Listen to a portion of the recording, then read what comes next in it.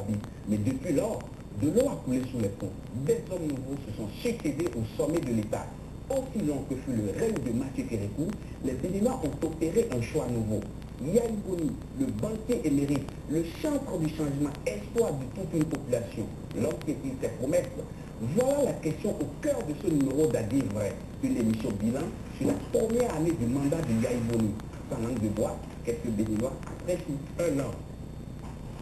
On peut dire que c'est trop peu pour faire un an. Mais c'est assez, c'est suffisant pour s'arrêter un temps, voir ce qui marche, ce qui ne marche pas, afin de corriger les erreurs pour la suite de son mandat. Il est évident aujourd'hui de constater que contrairement à ce qui se passait il y a un an, c'est-à-dire avant son avènement au pouvoir, où il y avait une sorte de convivialité politique, où il y avait une sorte de respect mutuel au niveau des acteurs politiques, où il y avait une sorte de respect au niveau des institutions de la République.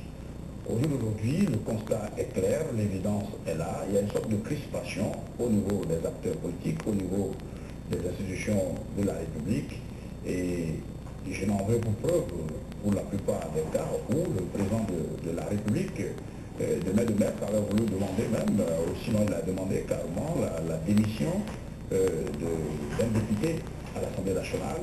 J'en veux pour preuve la nomination du directeur général de l'RTB contre l'avis de la HAC. J'en veux pour preuve que l'exemple, par exemple, du maire Rachidi Beramassi, dont la destitution avait été trouvée inconstitutionnelle par rapport à la manière dont ça a été opéré à l'époque, et la Cour constitutionnelle avait donné son avis sur cette question, mais avec la volonté du chef de l'État, la volonté du gouvernement, le préfet n'a pas procédé à l'opération de la remise en cause de ce qui a eu lieu à Parakou.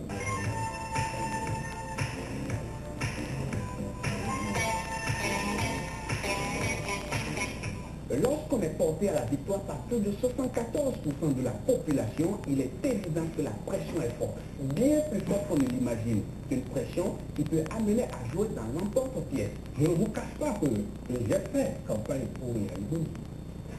Mais j'ai toujours dit, lorsque j'appelais les compatriotes, je leur disais, ne vous attendez pas à ce que les problèmes soient réglés du jour au lendemain. On me dit que Yahi Boni vient de la boîte, c'est de n'importe quoi. Et il y a l'un de mes plus anciens professeurs qui m'a dit, mais tu as une façon bizarre de faire campagne. Et je lui ai dit, monsieur le professeur, je veux pouvoir vous regarder droit dans les yeux demain quand je vais revenir vous voir à le président Mbeki avait parlé de cafouillage au sommet de l'État, il avait parlé de la précipitation au niveau de la prise de décision, il avait parlé d'une navigation à vue. Le chef de l'État lui-même, dans son intervention télévisuelle, je pense en avril dernier, nous a reproché au PRD de l'avoir injurié en parlant de navigation à vue.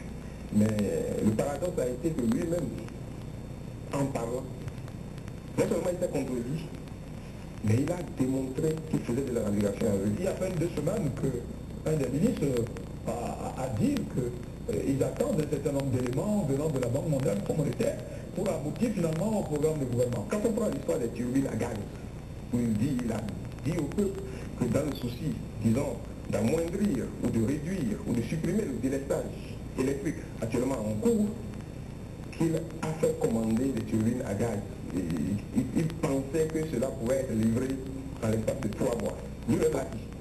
Il a pris une décision en conseil des ministres, et c'est après coup qu'il s'est rendu compte tenu des contacts avec les fournisseurs étrangers qui vont fabriquer ces turbines à gaz, que de pareils articles, de pareils biens d'équipement ne pouvaient être produits qu'après 18 mois. Or, moi je pense que c'est quand même flagrant. Il devrait au préalable, disons, se rassurer du délai de production de ces matériels avant de servir au peuple qu'il va livrer des turbines à gaz en 3 mois. Ça, si ce n'est pas de la navigation à vue, je ne sais pas comment qualifier ça. Pendant un an, on tourne en rond. Pendant un an, c'est une navigation à vue. Mais on ne peut pas gérer un pays comme une boutique de poing. Et telle est notre position, et nous l'affirmons et nous le dirons partout où le besoin sera. Et cela, quand nous le disons, ce n'est pas parce que nous sommes contre X ou Y, ce n'est pas parce que nous sommes comme Mamadou ou Beneta, mais c'est parce que nous voulons aider à une gouvernance rationnelle qui permet à ce que notre pays, qui est respecté de par le monde, puisse continuer à l'être. C'est de l'improvisation. Il est utile de le dire de façon très forte, de reconnaître qu'il a capturé le sommet de l'État, que le chef de l'État le reconnaisse pour pouvoir rectifier sa façon de gouverner, être géré de manière rationnelle et apprendre à réfléchir de manière avec minutie avant de prendre des décisions. Donc au jour d'aujourd'hui, il y a une certaine morosité des activités économiques.